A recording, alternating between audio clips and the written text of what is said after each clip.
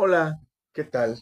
Mi nombre es Adán Echeverría y vamos a comenzar nuestro comentario de este inicio de semana. En primer lugar, se acaban nuestras vacaciones como profesores y regresamos al mundo laboral. Hoy nos vamos a enfrentar a los alumnos de la universidad donde yo estoy en la licenciatura en Medicina Veterinaria y Zootecnia. Y arrancaremos con clases de bioquímica, fauna silvestre, reproducción animal, seminarios de tesis y acuacultura. Bien, eh, se acaba. Bienvenidos todos los estudiantes a estas nuevas clases. Y en este comentario inicial de la semana es importante recordar varias cosas que han estado sonando en estos últimos días que han sido tremendos, ¿no? Eh, Hay muchos tipos de violencia y muchos de esos tipos de violencia terminan siempre en pues pérdidas humanas. Nos enteramos y todo el mundo aquí en Tamaulipas vivió dos casos que se han vuelto de extrema eh, visualización por parte de la sociedad mexicana y del extranjero. Uno es el caso de una niña de 13 años proveniente del Mante, Tamaulipas, que ya se sabe fue privada de la vida por medio de quien debía haberla cuidado. En este caso hablamos de una niña que ingresó a una escuela para un curso de verano en una escuela militarizada y todo alrededor parece que ha sido producto de esta gran corrupción prianista de tantos años en este estado que regalaba registros de validez oficial de los estudios, reboes estatales que crearon decenas, si no es que centenas de escuelas chafa, de esas escuelas que se llaman escuelas patito, y que nadie supervisaba. Y esta es la razón de que existieran estos lugares, más de 25 años de escuela militarizada, con quejas que se han evidenciado en las carpetas de investigación de maltratos, torturas a los infantes. ¿Y en qué acabó? En que una cocinera, cuñada y amante del dueño de esa escuela, al parecer es la que le metió el rostro a una jovencita, a una adolescente, a una niña de 13 años, en un inodoro hasta privarla de la vida. Esto es lo que sucedió. Hay tres detenidos, una chica de 18 años, cuya familia y ella misma acusan ser víctima también de, de maltrato, incluso de violación por parte de este dueño de este lugar. Eh, ¿Qué podemos señalar como lo que envuelve todo?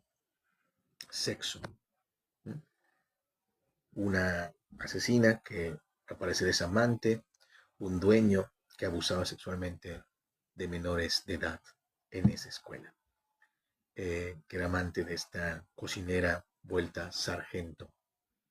Sexo, sexo, violencia, poder. Otro caso que estuvo en moda, que hemos hablado por acá, es el caso de una acusación de abuso sexual y tocamientos por parte de otra adolescente preparatoriana sobre un maestro de apellido Jasso que termina haciendo un video exponiendo los datos de la menor en redes, generando toda una cacería visceral y moralista contra una menor de edad que acusa que había sido abusado sexualmente y el tipo se priva de la vida por él mismo. Entonces, violencia, muerte, eh, violencia, muerte, temas sexuales incluidos. Todo esto, pues, nos lleva al mismo punto, ¿no? Como la gente desde un poder intenta tomar sexualmente a gente que, debería ser su protegido, en este caso alumnos, ¿sí? Alumnas, y algunos se privan de la vida por sí mismos y otros privan de la vida a esas personas. Violencia, sexo, violencia, sexo. ¿Qué encontramos en la violencia del sexo? Pues el instinto animal, como especies que somos.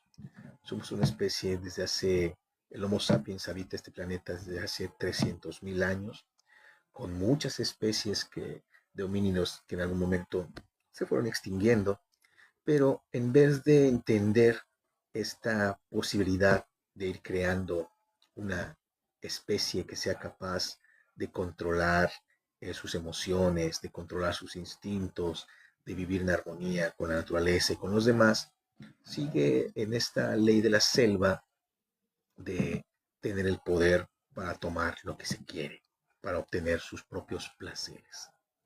Otro caso aquí en Tamaulipas es el del profesor Jasso, no es de Tamaulipas, es de la Ciudad de México y del Estado de México, pero otro caso aquí en Tamaulipas es de unas gemelas en una comisaría de aquí de Matamoros, Tamaulipas, que se llama Control, y en ese lugar pues salieron a dar el rol, o sea, dar las vueltas ahí en carros y tomar cervezas y todos los jóvenes salen a dar la vuelta por allá en una avenida de ese sitio y ocurre que unos gringuillos, unos pochos mexicanos radicados o nacionalizados gringos que cruzan el puente con esta facilidad de que pues solamente es cruzar un río, eh, para entrar a México no te piden visado ni nada, o sea, ellos pasan y vienen como se les pega la gana, pagando, pues pagando el cruce del puente y nada más, y vienen a control pues a fanfarronear un poco los dólares que van ganando, etcétera, y acusando a unas chicas, a una chica de las gemelas, 21 años más o menos, de estar en cierto coqueterío con el esposo de otra, la esposa, la esposa ofendida, según ella, saca una navaja, un cuchillo, algo, y le abre la garganta en una riña a una de las gemelas. Cuando la otra gemela, su hermana gemela, intenta defenderla, también le da de cuchillazos y, bueno, fallecen las dos gemelas. O sea, dos hermanas gemelas fallecen por una violencia con una connotación también sexual, de celos y relaciones entre parejas. Eso somos los humanos, al parecer, animales. Animales en busca de sexo y violencia. Sexo, violencia. Muchos, nuestras víctimas, las víctimas son jovencitas, mujeres, adolescentes, y revienta hoy este caso eh, a un falso psicólogo. Fíjense las fallas en las autoridades, ¿no? Hace poco, con esta derrota que sufre Argentina ante España en el Mundial, trascendió que Argentina es el país con el mayor número de psicólogos por habitante, de psicólogos que se han graduado en Argentina. Y es muy interesante eh, cuando uno entra a las redes, porque los psicólogos, estos de que se anuncian como psicólogos, diciendo barbaridades tremendas, temas de que evidenciaban una falta total de conocimiento científico y profesionalismo incluso sobre su carrera o sobre lo que ostentan decirse y llamarse psicólogos. Y al parecer esto no es privativo de la Argentina. El tema de los psicólogos a nivel mundial, a nivel Latinoamérica, si queremos, a nivel México, pues hay muchísimos psicólogos por internet. Hay un idiota que por allá debe uno, algunos conocer, que en el tema de Marifer Centeno era su gran amigo hasta que dio la oportunidad de atacarla y de generar vistas en redes sociales. Y este psicólogo argentino, graduado en una escuela de psicología que montó su padre, el padre monta una escuela de psicología y el hijo, un vago ignorante, se hace psicólogo en ella. Posteriormente anuncia este psicólogo que va a dejar México, que porque se siente amenazado. Y lo cierto era que estaba teniendo una acusación de haber privado, de haberle arrebatado a su hija, a su ex esposa que estaba en Argentina. para traérsela a México. Interesante, ¿no? O sea, interesante ese tema de estos psicólogos que, cómo diablos tienen un consultorio y cómo tienen clientes, cómo tienen pacientes, cómo hay gente que busque a estos psicólogos si con tan solo escucharlos en sus canales de YouTube evidencian una total falta de profesionalismo, una total y pobre calidad de seres humanos y menos de profesionales. ¿Cómo estos psicólogos abundan tanto? Y bueno, ahora en Guadalajara se topan con este caso de un psicólogo de nombre Ulises Portillo Barroso, investigado, fíjense, por abuso sexual, trata de personas, distribución de pornografía infantil, usurpación de profesión. Familiares calculan que ya existen más de 170 posibles víctimas y cerca de 20 denuncias penales. Sin embargo, el señalado habría permanecido únicamente 6 días en prisión y fue liberado, y seguramente será muy difícil de lograr encontrarlo. Y esto es lo interesante, o sea, cómo son tan fáciles de escapar. Esta es una publicación que les quiero compartir, firmada por San Juana Martínez en La Jornada, el 2 de agosto de 2026. Ayer salió publicado: con más de 170 víctimas, depredador sexual se hace pasar por psicólogo. Su hermana es una de las afectadas, así como hombres y menores de edad. Estuvo solo 6 días en prisión. Y publica San Juana Martínez: entre comillas, es un depredador y es de mi familia, dice Perla al narrar los abusos sexuales que sufrió por parte de su hermano Ulises Portillo Barroso durante su niñez y adolescencia. Quiero que escuchen muy bien de lo que se narra. Perla no sabía lo que significaba el incesto, una palabra cargada de tabús en México, pero tipificada como delito en el Código Penal Federal. Durante gran parte de mi infancia y adolescencia fui víctima de abuso sexual por parte de mi hermano. Viví años de manipulación, miedo, amenazas y silencio, cargando un dolor que marcó profundamente mi vida. Como ocurre con muchas víctimas, durante mucho tiempo no pude hablar de lo sucedido. El miedo, la culpa, la vergüenza y la falta de apoyo me hicieron guardar un secreto que afectó mi autoestima, mi salud mental y mi forma de ver el mundo. El incesto es grotesco y lo normalizan. Tuve muchos intentos de suicidio, dice en entrevista con La Jornada. Perla es maquillista profesional, tiene ahora 36 años, está casada, tiene 2 hijos y vive en El Salto, cerca de Guadalajara. Aquello que la marcó la vida para siempre volvió a oprimirla. En los últimos meses ha sufrido una recaída emocional y psicológica. A través de medios de comunicación se enteró de las denuncias contra su hermano, quien tenía un consultorio usurpando la profesión de psicólogo. La Fiscalía de Jalisco abrió la carpeta de investigación, dan el número, por los delitos de abuso sexual, trata de personas, distribución de pornografía infantil, usurpación de funciones de profesión y uso indebido de uniformes e insignias, según expuso Eduardo Guevara González, agente del Ministerio Público. El juez segundo de control, Arturo González Santana, solicitó a la Procuraduría de Protección de Niñas y Niños y Adolescentes designar personal para la debida representación de las víctimas, según consta en el expediente al que he tenido acceso este diario. Corrupción. Llevo meses buscando a los afectados. Hay más de 170 víctimas de mi hermano y alrededor de 20 denuncias penales de mujeres, hombres y menores de edad. Lo detuvieron, pero estuvo preso solo 6 días. Lo soltaron el pasado 7 de mayo. Seguramente porque dio dinero. Seguramente porque este tipo de comentarios que a veces hacemos, ¿no? O sea, no sé, pero seguramente por. Nos dijeron que mis papás dieron dinero, dice Perla. Fíjate, secretos de familia. Perla suspira antes de hablar. Las heridas del pasado se han abierto, ha vuelto a terapia, sufre de ansiedad y depresión. El pasado 1 de junio decidió interponer la denuncia penal por abuso sexual infantil contra su hermano y le asignaron la carpeta de investigación número tal, en la Fiscalía del Salto, distrito de Chapala. Desde entonces, el agente del Ministerio Público Giovanni Alonso Ciordia Moya le otorgó medidas de protección bajo el expediente tal, porque considera que su hermano, ahora imputado, representa un riesgo inminente en contra de su seguridad. Mi hermano empezó a abusar de mí, volvemos a la voz de Perla, mi hermano empezó a abusar de mí desde que tenía 4 años, con tocamientos, con su boca, con sus dedos, Cuando era pequeña me amenazaba constantemente diciendo que me iba a matar si decía algo. Me mostraba un cuchillo. Todo esto no son palabras mías, lo estoy leyendo de La Jornada, del periódico de La Jornada.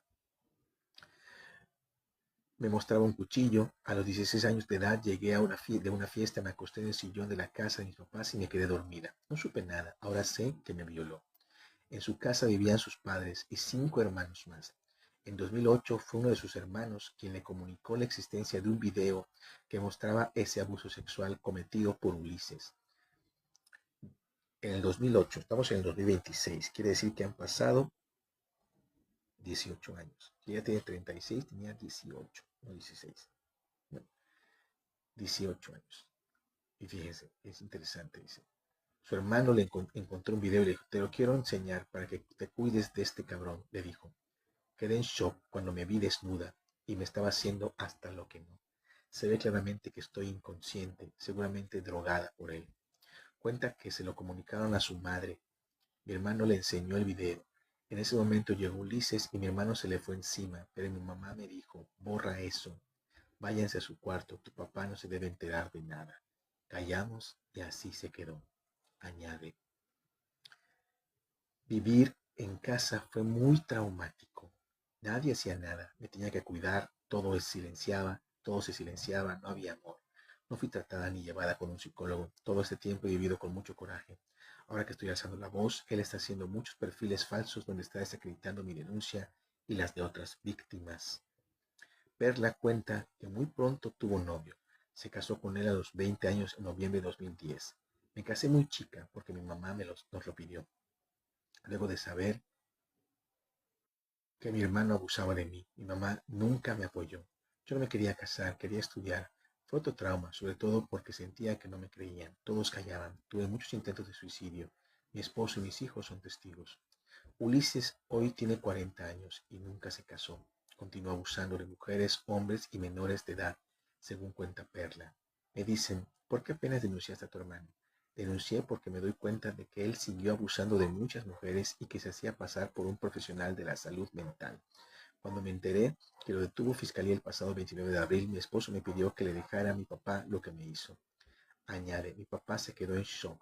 Ahí estaba mi mamá de testigo y mi hermano que presenció el abuso cuando tenía 16. Estaban mis hijos y mi esposo y mis padres nunca negaron nada. Recordamos cuando Ulises llevó a la casa una mujer ensangrentada a la que había abusado. Mi mamá solo movía la cabeza y yo me quedé en paz. Dice que Ulises, no entiendo eso, es bien raro, ni siquiera sé por qué lo publica San Juan así, ni siquiera llorar a entender. Dice, recordamos, es que esas cosas que no entiendo cuando escriben en los periódicos, de verdad. Fíjense la redacción. Recordamos cuando Ulises llevó a la casa a una mujer ensangrentada a la que había abusado. Mi mamá solo movía la cabeza y yo me quedé en paz. ¿Cómo te puedes quedar en paz? O sea, no hay una pregunta de parte de San Juan a decirle, no entiendo, ¿cómo que te quedaste en paz? Dice que Ulises lo han visto caminando en el Salto, Jalisco, aunque nadie sabe su paradero exacto. En ese mismo lugar, Perla tiene un negocio y dice que la gente por el apellido pensó que su hermano era serio, pero cayeron en las manos de este depredador. Hay muchas víctimas jóvenes, mujeres, menores y hombres. También cometía abuso digital porque daba terapia en línea y se daba autoplacer frente a sus pacientes. ¿Cómo sabe que se da autoplacer frente a sus pacientes? Perla cuenta que se sometió a terapias en 2013 para trabajar sus emociones y poder seguir conviviendo con su familia y su hermano agresor. Me aguantaba, pero cuando llegaba a mi casa con mis hijos y mi esposo, explotaba por el asco que sentía. Eran secretos y mentiras. En 2021 me alejé totalmente de él. Cuenta que las víctimas se han encontrado en el camino en la búsqueda de justicia y que hay afectados desde el 2010. No todas eran pacientes, hay desde amigas, compañeras, exnovias. Algunas las violó, a las pacientes más vulnerables con traumas las abusaba. Una me contó que en su consultorio les hizo una regresión y él le puso el pene en la boca. Hace 3 años la víctima con iniciales MNSD de 33 años, divorciada y con 2 hijos, cuenta que acudió a su consultorio para atenderse de un trastorno obsesivo compulsivo. Él usaba bata de doctor. En las primeras citas empezó a hablarme de sexo. Me parecía raro. Soy mamá soltera y le dije que no necesitaba hablar de sexo. En la cuarta cita empecé a notar que se tocaba sus partes y me preguntó Si te toco te sientes sucia. Fue cuando me levanté y me fui a la puerta. Él me alcanzó y me dijo, no te voy a abrir la puerta, aquí te vas a quedar porque la sesión no ha terminado. Empezó a tocarme, lo empujé y se empezó a reír a carcajadas. Dice en entrevista con La Jornada. Estás loca, añade. Me dijo, estás loca. ¿Quién le va a creer a una loca como tú? A alguien que tiene tratamiento psiquiátrico. No te van a creer. Y fue cuando me empujó a su escritorio, me tapó la boca y me violó. Me jalaba del cabello. Fue muy feo. Bajé corriendo, me respiraba en la nuca. Me abrió la puerta, salí corriendo. Llegué a bañarme, me sentía sucia. Luego pasaba por mi casa en una camioneta y me mandaba mensajes. Lo bloqueé. Menciona que decidió no denunciar por miedo y vergüenza. Preferí tomarme la pastilla del día después. Soy enfermera y no podía creer que un violador fuera del sector salud. No podía creer que un violador sea del sector salud porque, o sea, no logro entender ese tipo de argumentos. ¿Hay un sector donde sí puedan ser violadores? Hay acusaciones de sacerdotes, de ministros de algún culto, de políticos, de maestros, de doctores, de enfermeros, de forenses. Es interesante que lo mencione de esa forma. No podía creer que un violador fuera del sector salud. Ojalá lo refundan en la cárcel, maldito. Es una amenaza. No debe de estar libre, violando niños, mujeres y hombres. Es un peligro para todos. Cuando se enteró a través de las redes que Ulises fue detenido, acudió a la fiscalía para interponer su denuncia. Me impresionó ver a tantas víctimas esperando. El Ministerio Público me dijo, es un tema muy caliente. Lamentablemente ya lo liberaron. Queremos justicia. La víctima con iniciales RA de 30 años fue a la fiscalía a ofrecer su testimonio. Cuenta que conoció a Ulises hace 16 años. Dice que iba afuera de la secundaria a enganchar chicas. Él tenía 25 y yo 14. Llora al recordar que fue violada por él. A diferencia de las demás víctimas, a mí no me agredió en su consultorio. Pensé que éramos amigos. Fui muy ingenua. Me preguntó si era señorita, no sabía cómo sentirme ni cómo interpretarlo. Cuenta que le decía que no tenía familia y que se sentía muy triste. Me invitó al cine, pero en el camino me dijo que fuéramos a un motel a platicar como amigos. Malamente accedí. Al llegar me arrepentí y le dije que me quería ir. Fue cuando me dio una Coca-Cola. Me tomé el refresco y ya no recordé nada. Añade. Perdí la conciencia 4 horas. Me fui a mi casa con moretones, chupetones y sangrando vaginal. Me violó. Cuando lo reclamé, me dijo, hicimos lo que hacen las parejas que se aman. Yo llorando le dije, pero yo no te amo. Y él me dijo, tengo fotos y videos de lo que hicimos. Si cuentas o me denuncias, lo voy a difundir. Me amenazó de muerte. Al final no hice nada. Espero que lo encarcelen, que pague por el daño que ha hecho. Somos muchas víctimas. Una voz que pide justicia. Mientras tanto, Perla intenta unir a las víctimas que como ella sufrieron las agresiones de Ulises. Ha roto los lazos familiares. Decidió transformar su dolor en una voz que pide justicia. Sin poder contener el llanto, dice, vivo en una montaña rusa de emociones. Somos muchas víctimas. No queremos que siga lastimando a más niños, jóvenes y mujeres. Lo demás lo dejo en manos de Dios. Y vuelve un poco esta idea de que Dios resolverá todo, ¿no? Eh, Hace ya varios años, bueno, vivíamos en Ensenada, con mi esposa hicimos un evento que buscaba concientizar sobre los abusos sexuales y los violadores. Se llamaba Cadena Perpetua a Violadores. Y el ideal sigue siendo para mí el mismo, ¿no? Cuando una niña es abusada sexualmente, una adulta, una anciana, son temas que nunca te vas a quitar de la mente, nunca. Y uno revisa la ley, y la ley, Código Penal, en ese entonces, hace 10 años, señalaba entre 7, 8 años, 20 años de cárcel a un violador que se le probara. Y había una serie de requisitos para poder probárselos. Requisitos que de pronto son muy difíciles de conseguir porque evidentemente no te dice, fírmame acá que te voy a violar, o no siempre existe un video, ¿sí? Y pues es la palabra de la víctima contra el agresor. Y la primera frase siempre va a ser, fue consensuado, ella quería, ¿sí?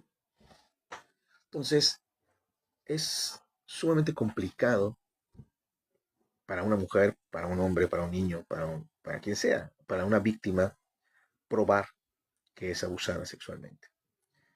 No solo las mujeres son abusadas sexualmente, también los niños, también los adolescentes, los homosexuales, los gays, las lesbianas y también los adultos, los hombres adultos, pueden ser sujetos de un abuso sexual. En la gran mayoría, el perpetrador es un hombre, muchas veces es una lesbiana, algunas veces es un homosexual y también algunas mujeres son capaces de abusar sexualmente de un chico, de una chica. Entonces, tiene que ver con el poder. Evidentemente, eh, en el 90% de los casos, el 88% de los casos, es un hombre heterosexual. Para de contar. Existen otras variantes, por supuesto. La excepción hace la regla. O sea, las excepciones son las que hacen que se cumplan los adagios, las reglas, las leyes. Hicimos este evento que representaba para mí, y lo sigue representando, que cuando alguien sufre un abuso sexual, ese abuso sexual, ese haber sido penetrado por otra persona,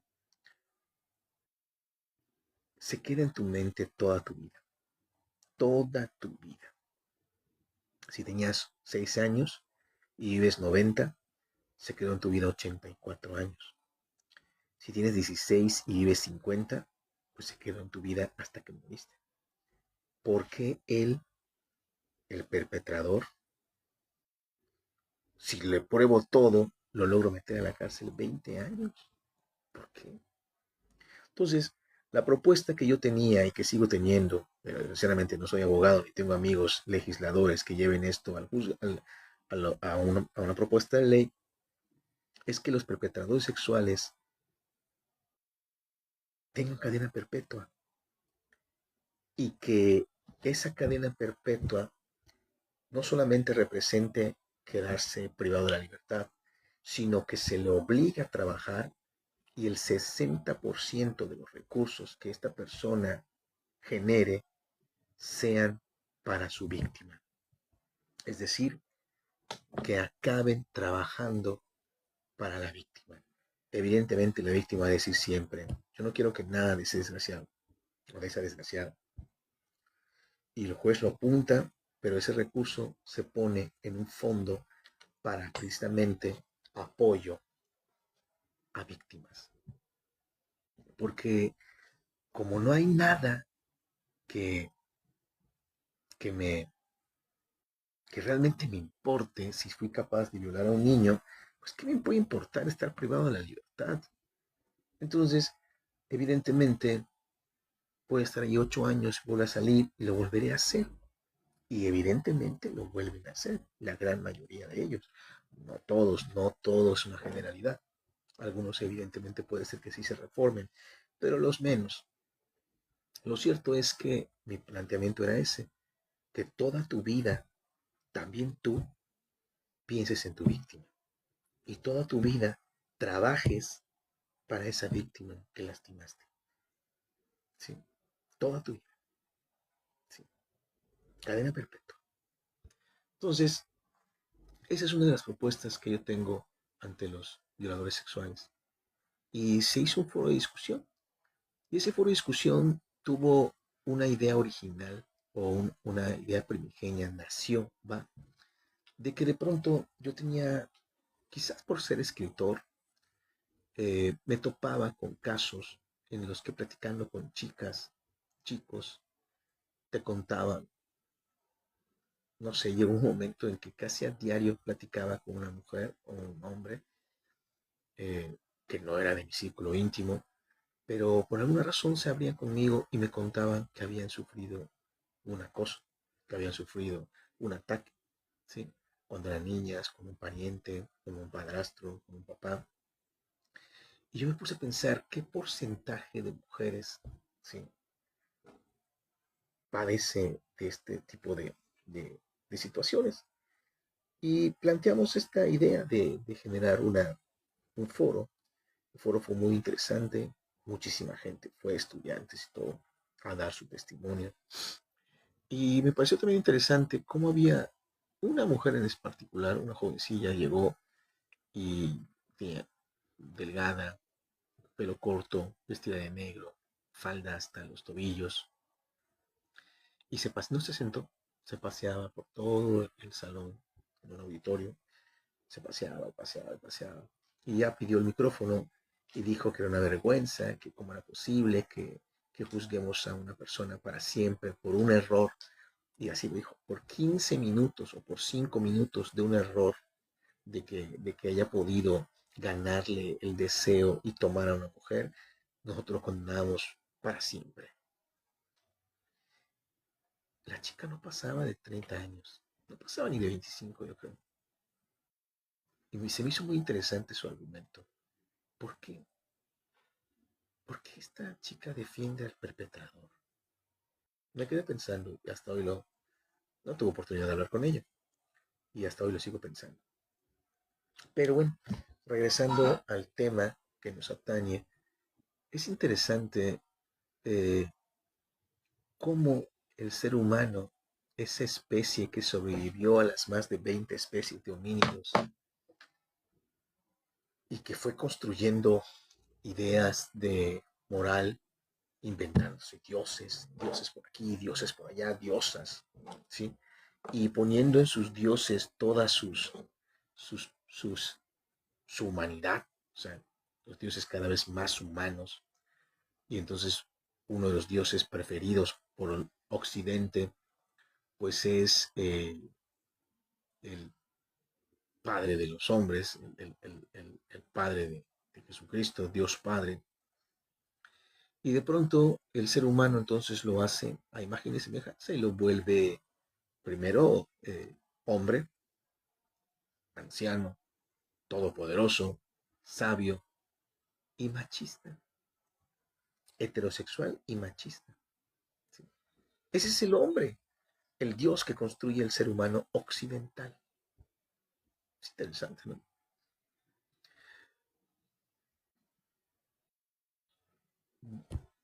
Ven reflejado ese mismo ideal machista. Dios Padre, ¿no? Dios Padre, además. ¿Sí? Y viene a mi mente esta frase de los adultos que siempre dicen, eh, es vulgar, pero viene a mi mente y se las quiero compartir. Y dice, el hijo de mi hija es mi nieto. El hijo de mi hijo no lo sé. ¿Qué significa esa frase? ¿No? Fíjense, otra vez. Un hombre adulto, yo, dice, el hijo de mi hija, como sale de su vientre, es mi nieto. El hijo de mi hijo, que sale del vientre de su esposa, no lo sé. Fíjense, es un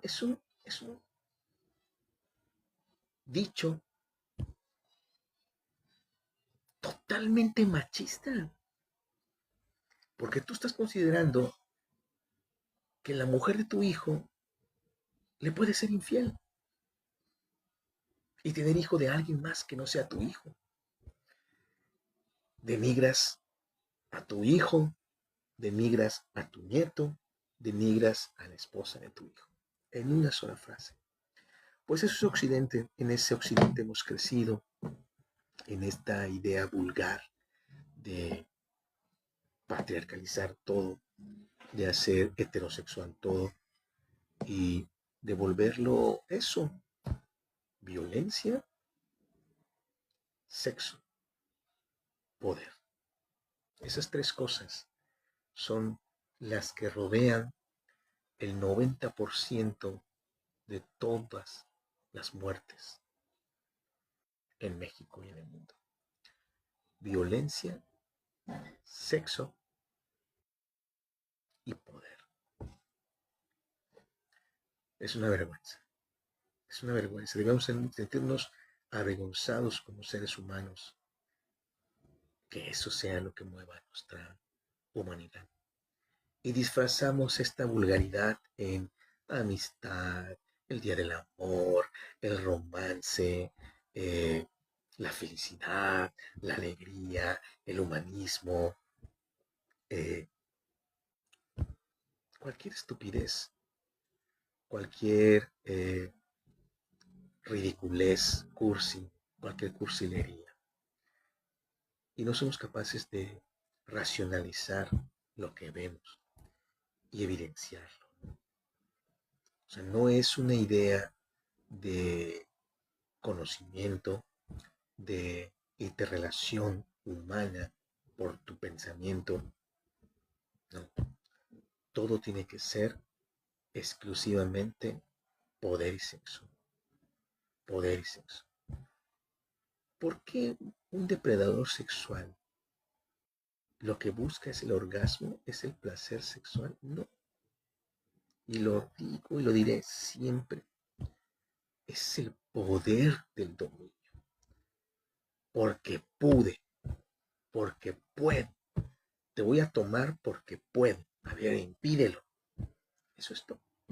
Y cuando la tiene, lo tiene y la penetra, lo penetra, yo, un pedazo de mí, aunque tú no lo querías, estuvo dentro de ti. Eso es. Un pedazo de mí estuvo dentro de ti. Y hazle como quieras. No va a cambiar.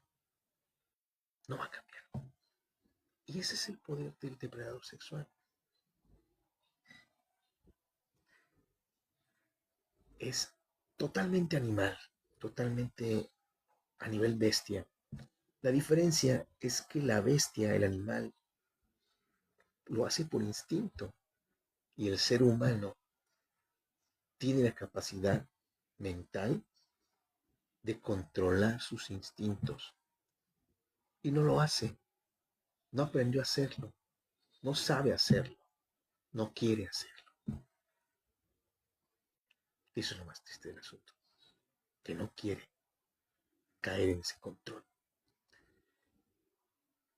Otra de las noticias que, para cerrar ya esta charla, son dos diputadas, no sé si federales o locales, creo que no sé si las dos son locales, al menos sé que son de Puebla, que ahí traían un podcast, un, una idea, según ellas, de charlar de manera no profesional, entre ellas, como amigas, y transmitirlo en vivo, sin importar si tenían vistas o no tenían vistas, si eran escuchadas o no eran escuchadas, solo contándose sus anécdotas y conversando, así como lo hemos hecho todos en el TikTok. Bravo, qué bueno, la tecnología nos lo permite. Pero en esas pláticas trascendió que estas mujercitas mayores de 25 años, entre los 30 y los 35 años, o entre los 25 y los 35 años, porque no me interesan sus vidas, la verdad, eh, pueden tener en su currículum que firman hoy por el Partido del Poder, por Morena, por el Movimiento de Regeneración Nacional, por el movimiento que ha engañado a gran parte del mundo con esta frase de Morena, o es, esta palabra que forma su acrónimo, Movimiento de Regeneración Nacional, Morena, que es un guiño total a la tradición mexicana de envolverte en la Virgen Morena, ¿no? Que eso es parte de lo que representa la palabra y se anuncia como un partido de izquierda, que siempre les he dicho, yo lo uso también, pero es equivocado hablar de izquierdas y derechas cuando se habla de, y este es un ejemplo, de estar por los derechos humanos o en contra de los derechos humanos. Y estas rapazuelas eh, clasistas, enfundadas en el manto sagrado de Morena, se pusieron a hablar de un poco esto que hablamos, ¿no? Del poder sexual y de la empoderamiento femenino, y entre sus argumentos señalaron, eso lo dan a entender, no es lo que dicen, pero luego lo dan a entender en sus fallidas disculpas. Vamos por partes para que no les confunda. Si no han visto, ahí están los videos. 3 chamacas de Morena, de los 25 a los 35 años, les llamo chamacas porque yo tengo 51. 3 chamacas de Morena, diputadas y algo más, ahí, federales, locales, ahí en Puebla, en un podcast, discuten respecto de los hombres mayores de edad, mayores de 50 años, es un poco lo que plantean, los mayores de 50 años. Y lo que trasciende es que dicen los mayores de 50 años apestan, apestan a viejo, apestan a rancio. Se empiezan a usar ese, y cada vez van denigrándolo más, a baúl, a memorias, a recuerdos. Me da miedo tener un orgasmo y que se muera. Y luego dicen que en sus disculpas que la gente las malentendió, como siempre, así son las disculpas ahora. La gente las malentendió, son muy estúpidos, no quisieron entenderlos, entonces te vuelven a insultar. No pudieron entender algo tan fácil que ellas querían decir, porque estaban hablando de estos hombres rancios que buscan a chamaquitas, ¿sí? Entonces vuelven a este tema del poder. Un hombre adulto de 50 años que busca una niña de 20, de 30 años. Esas niñas de 30 años que a veces dicen, niñas de 30 años. ¿Y cómo es posible que las niñas de 20, 30 años se vayan con esos hombres rancios, si apestan, si todo lo que les acabo de contar? Lo cierto es que no así lo plantean, pero bueno, uno puede aceptar lo que ellas dicen que así lo plantean. Pero quedan igual de mal. ¿Por qué? Porque son diputadas entre los 25 y 35 años, no por su gran capacidad intelectual, sino porque plantean que se acostaron con estos hombres de 50 años, con poder, sino cómo saben a qué huelen, cómo saben que se pueden morir en orgasmo. ¿Cuántas veces vieron un orgasmo de un hombre de 50 años con una mujer? Pues con ellas, ¿con quién más? Entonces nos evidencian a todo México que lo que ellas han hecho de acostarse con hombres de 50 años, ¿sí? Es una forma de empoderamiento, no para la mujer, para este tipo de mujer, ellas, ¿sí? Y hoy que ya se sienten poderosas, salen a contarlo. Evidentemente, esos machos, porque ofendieron a los machos, pero también ofendieron a las mujeres de esos machos, mujeres de 50 y de 60 años, del partido o de otros partidos que les mostraron, ya valiste madre. Y entonces salen a dar sus declaraciones hasta con los logos del partido para hacer declaraciones oficiales, ¿sí?